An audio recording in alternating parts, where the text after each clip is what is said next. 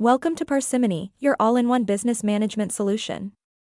Today, we're going to delve into the manufacturing function, specifically focusing on the bill of materials subfunction. To begin, let's navigate to the manufacturing module located on the sidebar menu. Here, you'll find various options related to managing your production processes. Click on Bill of Materials to create a new bill of materials. A bill of materials, often referred to as BOM, is a comprehensive list of raw materials, components, and subassemblies needed to manufacture a finished product. Let's create one now by clicking the Add BOM. First, enter the name of your product in the designated field.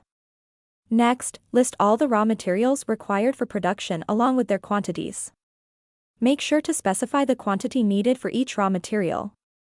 Once you've listed all the required materials, you can also add any subassemblies or components necessary for assembly. After adding all components and materials, don't forget to save your bill of materials.